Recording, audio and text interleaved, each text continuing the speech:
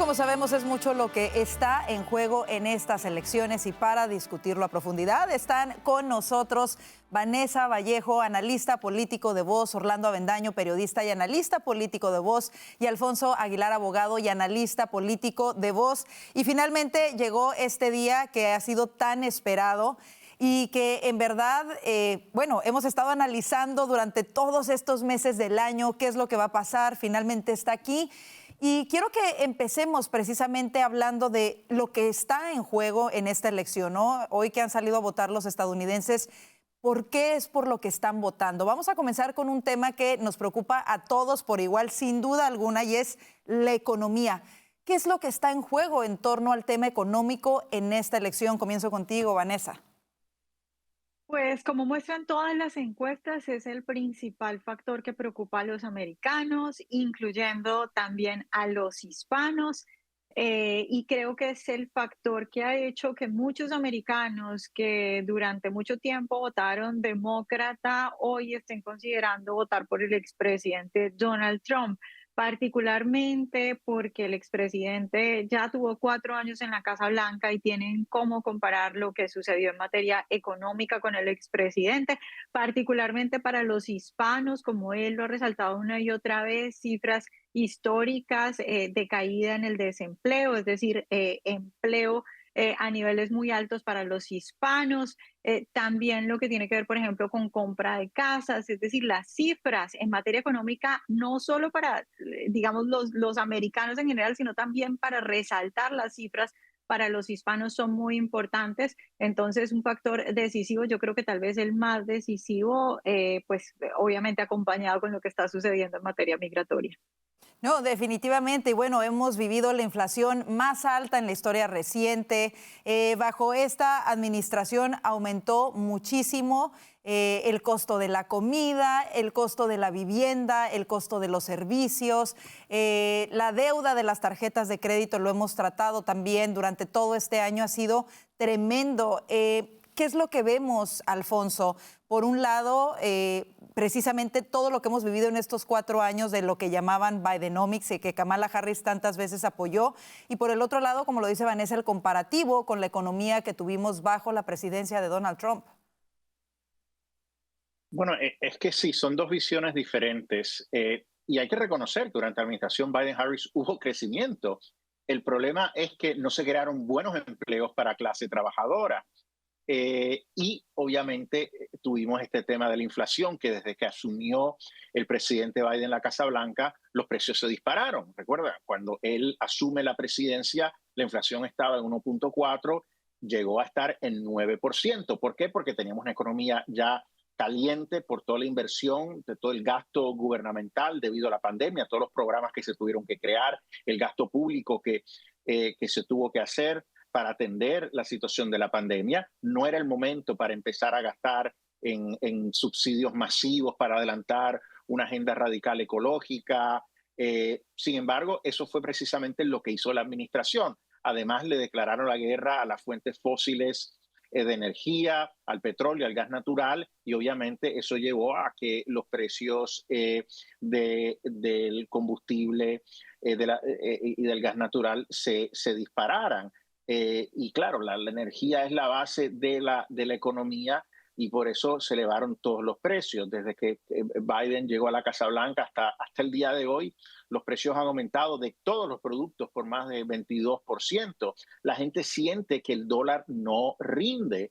Entonces, ese es el problema, ¿no? Ese es el principal tema, es que la gente se siente que están trabajando algunos 1 o 2 trabajos y el dinero no le rinde para sufragar todos los gastos de la familia.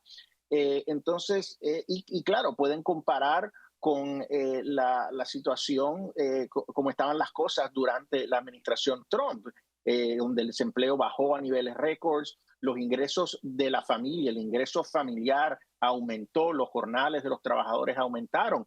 Mucha gente dejó de recibir beneficios sociales, de participar en la beneficencia social, porque entró en la clase media y ya no necesitaba esas prestaciones. Entonces, ese es el sueño americano, eso es lo que la gente quiere. Entonces, hay un sentido de que bajo las políticas de Biden-Harris se ha perdido esa estabilidad, se ha perdido la posibilidad de alcanzar el sueño americano. Y por eso la inmensa mayoría de los americanos piensan que el país va por muy, muy mal rumbo. Y creo que sí, hay una visión muy diferente de cómo restablecer la economía. Para Biden, para la vicepresidente sería más gasto público, ¿verdad? Así es. Y para el presidente sería fortalecer, expandir la exploración de petróleo. Eso sería la punta de lanza. Pero y que vamos a platicar más de eso más adelante, Alfonso, más a detalle. Pero también traer la manufactura de vuelta a los Estados Unidos para crear buenos empleos. Y precisamente yo creo que eso, quería comenzar más o menos haciendo un poco de análisis de lo que hemos vivido en estos años. No hay que recordar, porque eso en realidad es lo que está en la balanza el día de hoy, que la gente salió a votar. Y precisamente pasando también a lo que proponen ambas partes y que lo vamos a platicar y analizar, una de las cosas que me llama la atención es esa agenda que lo discutimos tanto para los hombres afroamericanos que lanzó Kamala Harris y luego después dijeron que siempre no, que era para todos. Pero precisamente no hablaba en varias cosas económicas, en dar prácticamente subsidios y más préstamos no retornables específicamente a los hombres afroamericanos en un intento de ganar su voto. Y yo sé que tú dominas mucho este tema, Orlando, y cómo este tema, lejos de realmente crear una mejor economía, realmente agregaría más a la deuda, agregaría más a lo que tenemos que pagar todos sin resolver el problema de fondo. Bueno, empezando porque la propuesta era inconstitucional. Pero efectivamente, lo que ha hecho la administración Biden-Harris y lo que promete, a su vez, una eventual y no muy probable presidencia de Harris-Walz es más gasto público. Más gasto público, además a partir de políticas populistas de compra de votos. Perdón, de deuda estudiantil, subsidios para montar negocios con deudas perdonables casi que al 100%, y eso suena muy bonito. Pero a este punto, luego de 4 años de esa administración y luego de creo que una experiencia amplia de gente trabajadora que sabe que cuando le regalan algo no es gratis y que no hay nada gratis, eso tiene un impacto tremendo en la economía. Pero aquí hay algo fantástico y es que hoy todo el mundo salió a votar a partir de 2 experiencias. Ya hubo una administración de Trump y ya hubo una administración de Harris, en el sentido de que no solamente ella fue la compañera de Biden durante estos 4 años, sino como ella misma dijo en The View, no cambiaría nada de lo que hizo Biden en estos 4 años. Y la gente ha vivido ambas presidencias en su bolsillo. Y precisamente por eso es que hemos visto cómo Trump ha tenido un momentum tan grande por tanto tiempo, las tendencias se han fortalecido a su favor y la gente lo está beneficiando precisamente por la preocupación en torno a la economía. Y sí, y vamos a pasar ahora a eso, a cuáles son esas 2 propuestas que tenemos hoy por hoy sobre la mesa, esas propuestas sobre las que la gente está votando realmente. Y vamos a comenzar mucho de lo que decía, por ejemplo, Alfonso, que decía la producción energética en el lado de Trump, ¿no? El impulsar la producción energética, el traer de nueva cuenta la manufactura a los Estados Unidos, el fortalecer la industria automotriz estadounidense, entre muchas otras cosas. Pero dentro de esto también se han dado propuestas por parte de Donald Trump de recortar los impuestos. Tú eres experta en economía, Vanessa. ¿Qué es lo que más te llama de la atención de cada una de las campañas? Si le puedes recordar a la gente precisamente de las propuestas en materia económica y cómo lo ves tú. Bueno, sobre Donald Trump, creo que lo más llamativo, lo más positivo del presidente es precisamente eso que tú dices, su visión sobre cómo se mantiene un país que está ligada a los impuestos. Es decir, la pregunta básica es, en un país, ¿quién crea la riqueza? Si la riqueza la crean los empresarios y los trabajadores, pues entonces lo que hay que hacer es permitir las empresas, permitir el trabajo. Donald Trump ha dicho una y otra vez y ha recordado cómo recortó impuestos en una medida que va a quedar grabada para la historia y cómo quiere seguirlos recortando en la medida en que él entiende que es la creación de empleos la mejor política pública. Mientras tanto, por el lado de Kamala Harris, lo que tenemos es digamos, todo un plan de que la economía se tiene que sustentar en subsidios y eso es un problema enorme porque todos los subsidios ella dice que se los va a quitar a los más ricos, pero está comprobado a través de la historia en todos los países del mundo que no es cierto que se pueda poner impuestos solo a los más ricos, que cuando se ponen impuestos, por ejemplo, a las empresas, es la clase media, la clase trabajadora la que termina pagando esos impuestos en mayor cantidad. Entonces tenemos dos visiones completamente opuestas de cómo se crea riqueza y por un lado un presidente Trump diciendo bajemos los impuestos porque aquí lo que hay que hacer es crear empleos,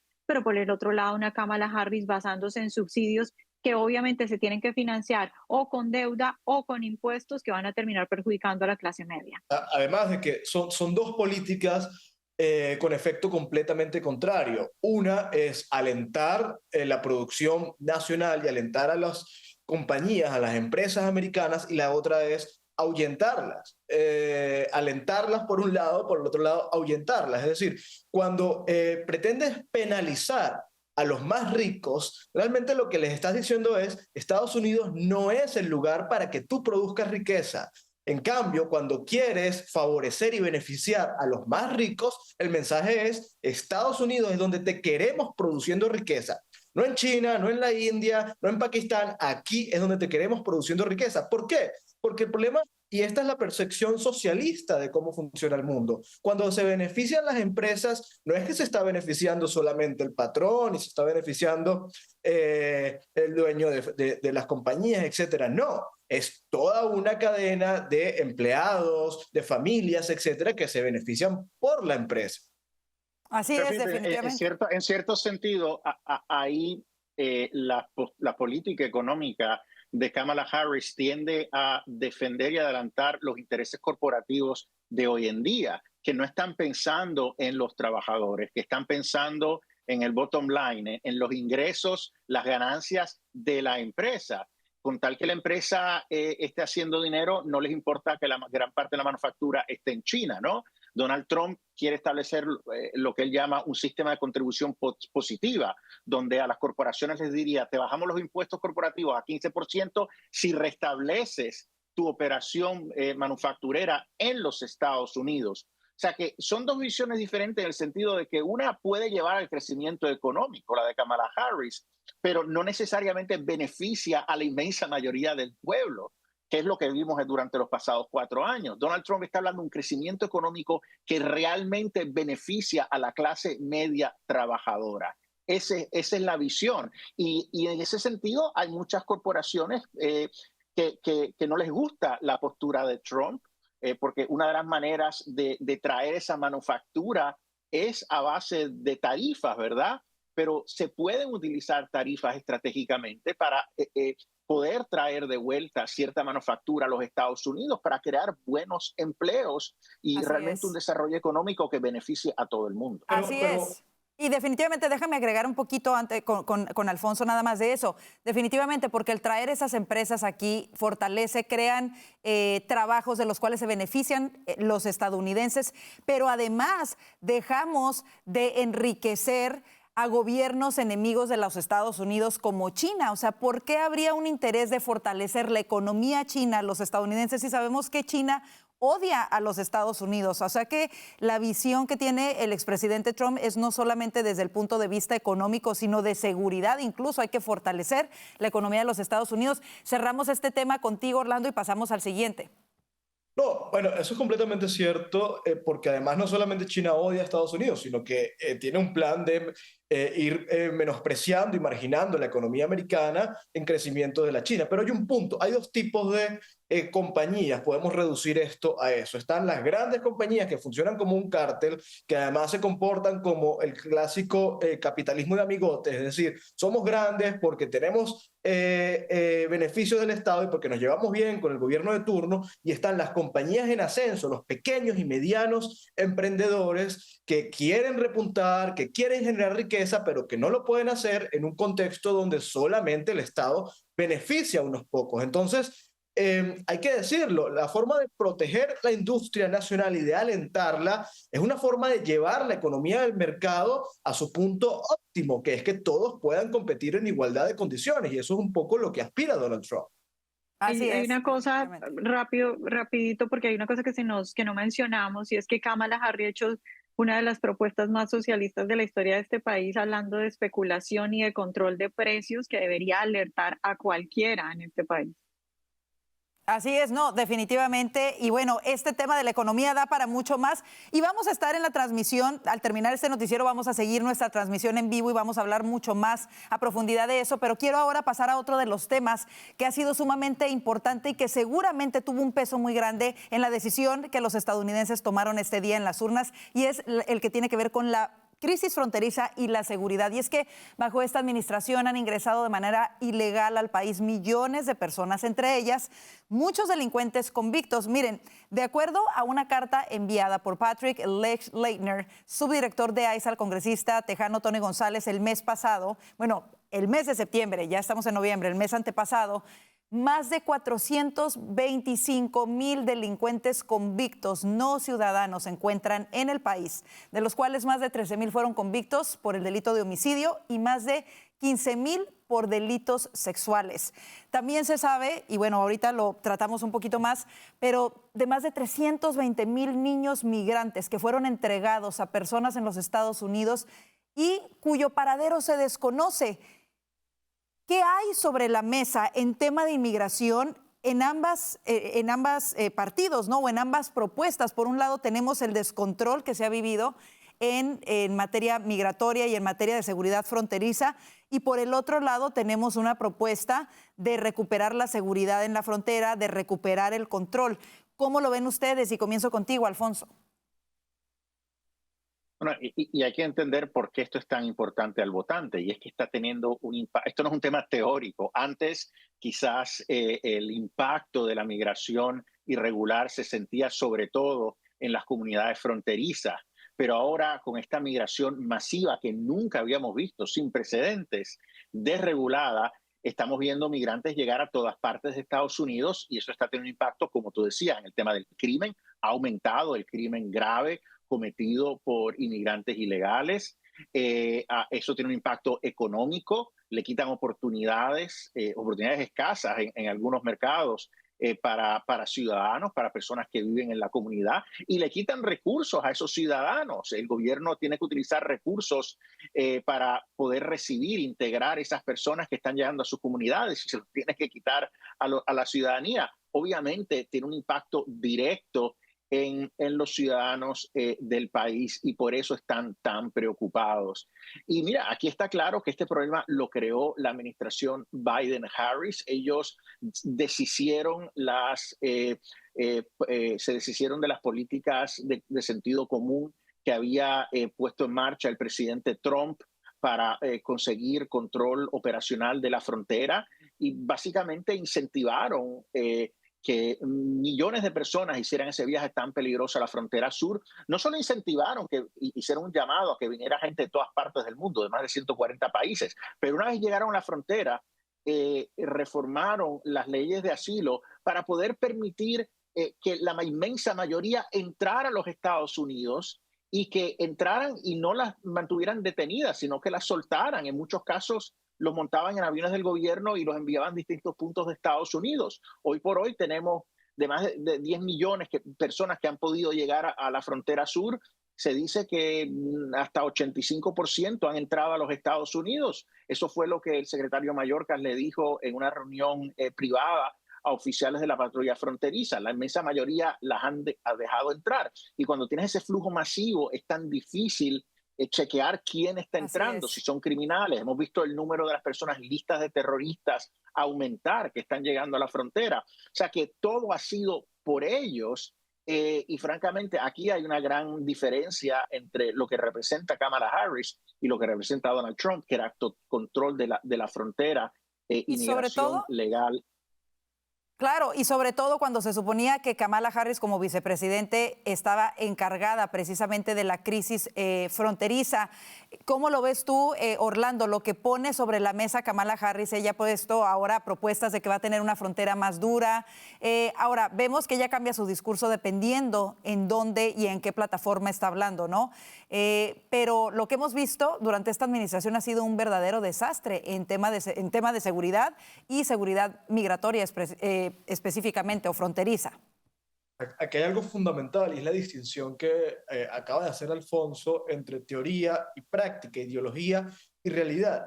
Y es que la administración Biden y en general los demócratas dejan que sea la ideología la que desarrolle las políticas públicas, porque en efecto suena muy bonito, fronteras abiertas, puertas abiertas, aquí todo el mundo puede entrar, somos un país que recibe la inmigración y tenemos los brazos abiertos, pero en la práctica sí no ha funcionado y esta es la muestra. La realidad es que hay mucha gente que se quiere aprovechar de esta política, no solamente gente mala de la región, sino hay estados malos que quieren aprovechar esta política para también pues infiltrar a Estados Unidos y eso es una realidad. Lo estamos viendo cómo por ejemplo por la frontera han entrado ciudadanos árabes o del el norte de África que claramente pertenecen a grupos fundamentalistas y hay que preguntarse cómo llegan hasta la frontera, cómo hacen el viaje hasta la frontera. Entonces, el problema es que Kamala Harris puede decir mucho, estamos en época electoral, pero ya vimos cómo actúa, ya vimos su capacidad de gestión y realmente qué está dispuesta a hacer. Y la realidad es que no está dispuesta a hacer nada, por el simple hecho de que la ideología prima sobre la práctica, sobre los hechos. Hay una crisis fronteriza sin precedentes, pero como soy dogmático, no la voy a atender porque yo creo en las fronteras abiertas. No, y definitivamente, y coincido con ambos, y además, como lo señalaba Alfonso también, el tema de la frontera ya no solamente ha sido un tema que afectaba anteriormente a los estados fronterizos, gracias a Dios que a alguien se le ocurrió, y la verdad lo decimos de esa manera, quizás suena irónico, pero que a alguien se le ocurrió enviar a personas a otros estados del país. Y en algunos casos fue la misma administración Biden que volaba directamente gente en medio de la noche, en otros casos fue el gobernador de Texas o el gobernador de Florida enviando, pero eso le ha dado a conocer al resto del país precisamente lo que los estados fronterizos han lidiado y han enfrentado muchísimos años. Y no solamente eso, sino ahora vemos, por ejemplo, bandas como Tren de Aragua aterrorizando comunidades y curiosamente los demócratas dicen que son a favor de la inmigración, incluso la inmigración ilegal y todo esto porque son buenos con las minorías, pero en realidad los vecindarios más impactados por la delincuencia son precisamente los vecindarios de los hispanos y de los afroamericanos, los que se ven más impactados precisamente por la inmigración irregular. Vanessa, cerramos contigo este tema. Sí, decir que esta administración ha tenido cifras históricas como nunca antes en la historia de este país, cifras que no son para nada buenas, es decir, estamos hablando, por ejemplo, 1.900 extranjeros incluidos en la lista de la base de datos de detección del terrorismo. 1.900, más de 11 millones de ilegales que han entrado durante esta administración. Evidentemente eso no es bueno para ningún país, pero más allá de eso, también otro asunto que de pronto no hemos mencionado es la estrategia clara de los demócratas de usar a los hispanos para revertir o para cambiar el sistema democrático como lo conocemos en este país. Es que si los demócratas logran tener 50 votos en el Senado y la presidencia y el vicepresidente para acabar con el filibuster, como ha dicho Kamala Harris, lo primero que van a hacer es sacar un proyecto de ley para permitir a esos 11 millones de personas y súmale los que ya están ilegales que puedan votar y esperar el agradecimiento de esa gente, y eso convertiría a este país en un país completamente diferente si efectivamente esos hispanos terminan todos votando en agradecimiento por el Partido Demócrata. Es decir, evidentemente están usando la migración hispana para cambiar el sistema democrático de este país. No, definitivamente un punto muy importante, lo comentamos aquí muchísimas veces, la cantidad de personas que han entrado ilegalmente al país supera la población de muchos estados y de ciudades de los Estados Unidos. Es increíble, verdaderamente es increíble, un fenómeno que estamos viendo. No sé si alguien quiera decir algo más antes de irnos a la pausa brevemente en torno a este tema. Yo creo que es importante entender que Kamala Harris representa una continuación de las políticas fallidas de Joe Biden que han creado este problema. Ella dice que va a ser fuerte con el tema de inmigración y que por eso ella favorece este proyecto de ley bipartidista que se discutió en el Senado. Pero ese proyecto no resolvería nada, perpetuaría el problema, permitiría que hasta 5,000 personas entren todos los días al país antes de que se cierre la frontera. O sea que eso más bien es un proyecto no para conseguir control operacional de la frontera, sino para manejar el flujo de personas, pero esas personas continuarían entrando en números muy, muy grandes. Entonces, esto sería una continuación. Donald Trump representa realmente el poder cerrar la frontera y continuar con la inmigración, pero la inmigración generosa, legal y ordenada. Así es, así nos vamos a la pausa. A esta hora ya están cerrando algunas urnas en el este del país. Muy pronto vamos a comenzar con esas proyecciones de conteos. Quédese con nosotros, aún tenemos mucho más que hablar aquí en Voz News.